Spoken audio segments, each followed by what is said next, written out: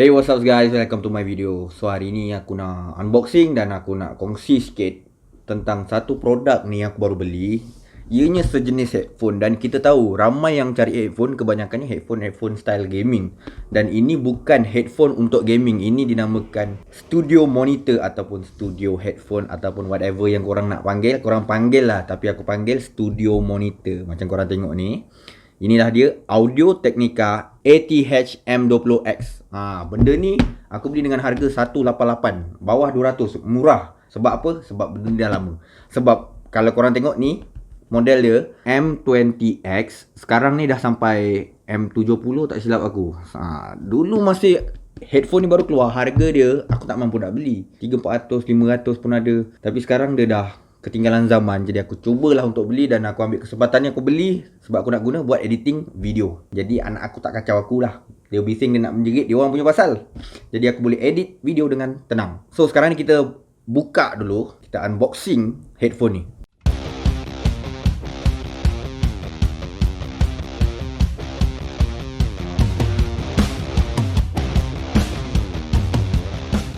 So ini dia guys, logo Audio Technica ATH M20X. Ini dia tulis Professional Monitor Headphone.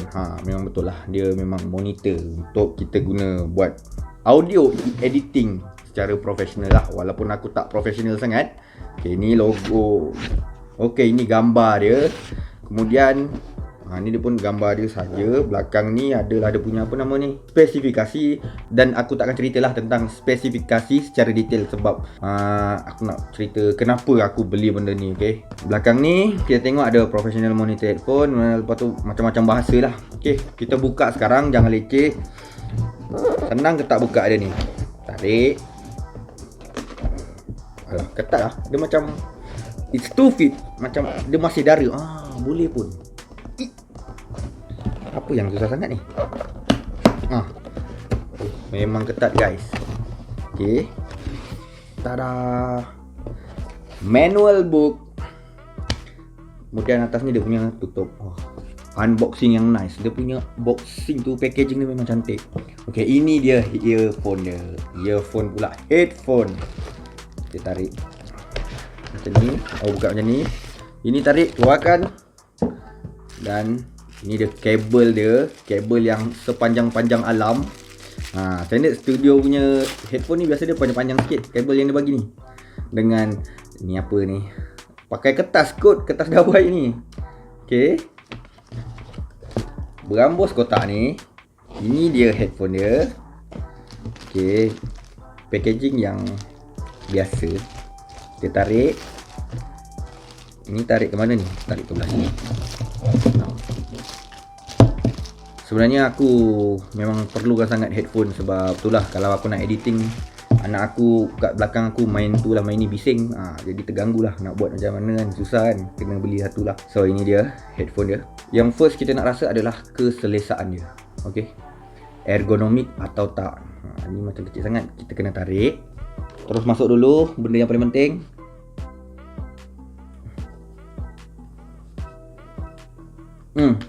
Okay, memang sangat selesa untuk aku. Dia agak ngam-ngam dengan telinga aku yang besar sangat ke telinga aku. Lepas tu noise cancellation dia tak ada active noise cancellation tau ni. Dengan tak cocok lagi. Memang dia tapis bunyi luar, memang kurang dengar. Memang power lah. Passive noise cancelling dia. Okay, daripada segi design memang tak boleh cakap apa lah. Aku memang minat daripada dulu. Cantik. Dia punya logo ni kat tepi. Okay, dia punya clamping force dia so-so je, nice. Kau pakai memang kau rasa fit tapi tak menyakitkan telinga. Cuma aku belum cubalah untuk jangka masa yang panjang. Logo Audio Technica. Sebagai apa orang kata, pengetahuan korang, Audio Technica ni memang banyak keluar produk-produk yang berkait dengan studio lah. Recording untuk music ke apa ke semua kan. Audio Technica memang banyak keluarkan produk-produk yang sedemikian. Okay, cantik lah, aku memang suka ni. Dia getah sikit. Lepas tu dia punya bawah ni ada span. Atas ni, dalam ni besi dia kan.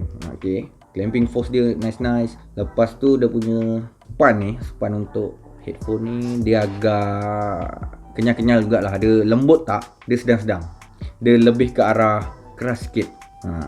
Jadi kalau benda ni tak ngam kat telinga, dia cepet telinga, memang sakit tak selesa. Datang dia dengan kabel yang panjang-panjang tidak ni, berapa meter. Spesifikasi korang tengok je kat website ATH M20X. Okay, aku tak perlu cerita benda tu. Aku cuma nak kongsikan produk yang aku beli ni dan kenapa aku beli ni. Okay guys, aku beli headphone ni macam tadi aku cakap kan, atas tujuan aku nak edit video tapi tak kena ganggu dengan anak-anak aku lah. Nanti dia orang menjerit ke apa kan, susah sikit aku nak edit, tak fokus. Selain tu, kenapa aku beli headphone ni? Sebab aku mahukan satu headphone, bukan headphone yang sedap. Kalau korang tengok banyak reviewer cerita tentang headphone ni sedap, bunyinya punchy. Tak, aku tak cari benda tu. Aku mencari satu headphone yang dikatakan mempunyai sound yang flat. Dan Audio Technica ATH M20X ni antara salah satu headphone yang digunakan dalam proses mixing dalam studio. Ataupun tak kira lah buat video atau buat music, digunakan untuk orang yang dipanggil sebagai audio engineer. Dia orang pakai headphone ni lah atas tujuan ketepatan bunyi, accuracy. Sedap tu tak, dia bukan dicipta untuk bunyi yang sedap, tapi dia dicipta untuk bunyi yang betul-betul tepat dan mempunyai frequency range yang besar. Kalau model ni setahu aku dia frequency range dia tak besar lah. Kalau model atas-atas dia tu memang besar lah, harga pun lagi mahal. Frequency range dia kat sini, dia tak ada kat sini lah. Aku malah nak cari frequency range dia, boleh tengok je lah kat website kan. Tak silap aku dia lebih kurang 15 hingga 20 Hz hingga ke around 15,000 ke 20,000 Hz. Frequency range yang lagi besar membuatkan kita boleh terima satu audio, satu bunyi yang betul-betul detail untuk kita edit, untuk kita adon, untuk kita mixing balik. Itu fungsi headphone ni. Dan headphone ni memang tak sesuai untuk korang yang nak dengar lagu saja-saja tu kan, dengan MP3 nak dengar muzik. Kalau korang nak dengar lagu ke, korang beli je lah yang betul-betul untuk dengar lagu. Ini dia menghasilkan satu audio yang flat. Dan speaker dalam dia ni, dia tak dipengaruhi dengan macam korang dengar reviewer lain cakap kan, dia cakap bass dia very punchy, dia punya mid agak rendah. Dia tak ada. Macam mana bass tu level tu, kalau bass level segini, mid dia level segini, kalau termasuklah low dia segitu juga. Dia very very flat untuk tujuan editing, untuk tujuan mixing. Itulah fungsi Audio Technica ATH M20X ataupun headphone yang dipanggil studio monitoring headphone. Termasuklah speaker, ada studio monitoring speaker. Tu lebih kurang lah, cuma speaker tu kadang-kadang kita nak dengar kuat, bising nanti satu rumah anak aku tengah tidur nangis. Jadi ini jalan terbaik untuk aku gunakan untuk edit video. Jadi aku bagi tahu lagi sekali supaya korang ingat benda ni. Kalau korang nak main game, korang gunakanlah gaming headphone, sebab itu dicipta untuk bagi satu bunyi yang sedap, yang hi-fi, yang dia punya stereo sound dia sedap lah, apalah kan, nak bass boom boom boom punchy lah apa. Kalau korang jenis nak mixing bunyi, inilah. Tapi kalau korang jenis nak mixing bunyi, nak adon bunyi, nak berkait-kait dengan sound engineer, korang kena cari studio monitor. Sama ada headphone ataupun speaker. Jadi korang kena tahu tu sebelum korang beli, supaya korang tak membazir duit, supaya korang tak salah beli. Okay guys, apa-apa pun aku nak bagi tahu yang aku sangat puas hati sebab aku dah memiliki headphone ni. So guys, antara korang yang tengok video ni, korang ada pakai tak headphone ni? Korang rasa apa pendapat korang dengan headphone ni? Betul tak bunyi dia sedap? Betul tak bunyi dia tak sedap? Ke produk ni sampah? Ke produk ni terbaik? Kongsikan pendapat korang di ruangan komen di bawah. Consider to subscribe, like kalau suka, share kalau berguna. I'll see you guys on my next video. Bye.